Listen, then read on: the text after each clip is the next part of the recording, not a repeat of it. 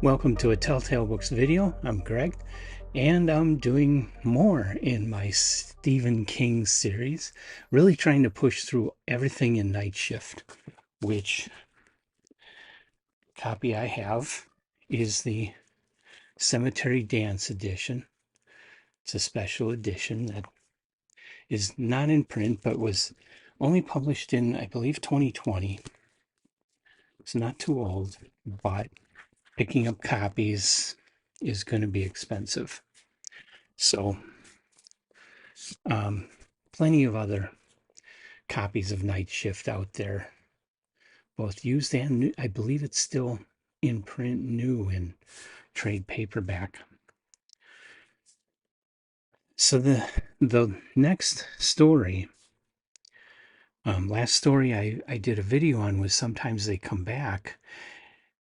Right after that story was published in, I believe, Cavalier. Yes, Cavalier for March of 1974. In April of 1974, Carrie was published, and I did do a separate video about Carrie because I read that a couple years ago and did a video review of it right away. So please refer to that to learn more about Carrie. That Carrie is number 27 in my Stephen King list. And after that, the next thing he got published in August of 1974, his 28th work, is Night Surf. And again, this was published in Cavalier magazine, August 1974. Night Surf is considered to be a precursor to The Stand. I've yet to read The Stand, so I don't know much about The Stand. That'll be coming up, though. I'll keep that one in proper order, and I do have a copy. But this story is considered to be a precursor to The Nightstand and considered to be set in that same future Earth. And it really just concerns a group of young people who are spending their time on a beach as the world slowly dies. What I do know about The Stand is that it is about a pandemic that does decimate the human population, and so that's what's kind of going on in here. But it's just a bunch of young people hanging out at the beach within this world, and the story doesn't really get into too much action, but it is related to The Stand by the reference to the A6 flu virus. It's very short, very simple, slice of life kind of story of the last remaining people spending their time at the beach.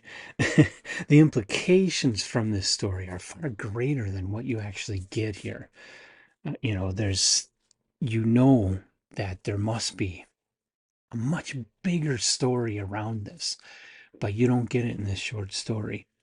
Sometimes writers will knock off a story like this, whether they're inspired for the story while they're writing, or maybe the story was a chapter that they were thinking of, and then before the book was published they go, nah, it doesn't really work in the book, and they then remove it, but then they might publish it as a short story, or sometimes they'll do a short story as a teaser before the book publication, or if the book is a big hit, if they have a short story like this that popped out, they'll publish it afterward to, try to keep momentum going or whatever.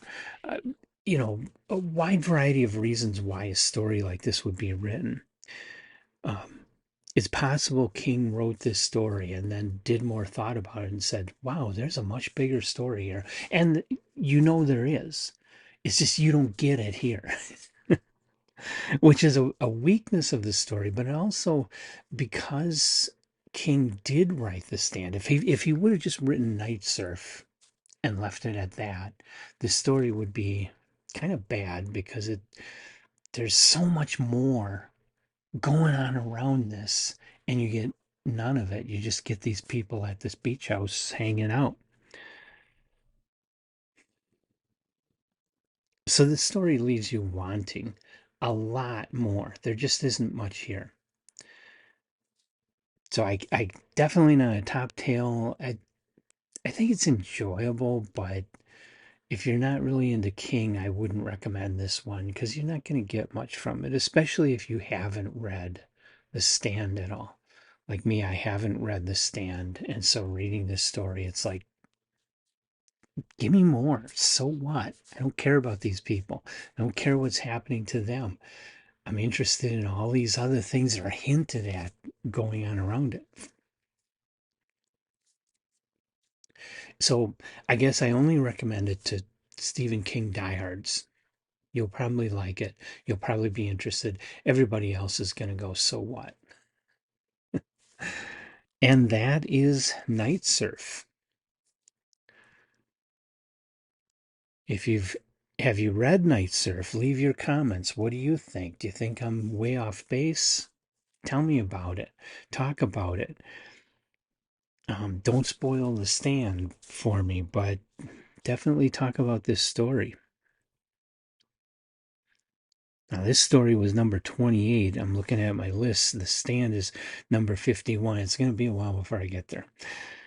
But I'm trying to, part of going through all these night shift stories is try and accelerate getting down to some of the others that I haven't read yet. So, anyway, the next Stephen King story on my list is The Lawnmower Man, which is kind of an interesting one to talk about. And I hope you'll come back and join me for that one. Until then, hit the like button, hit the subscribe button.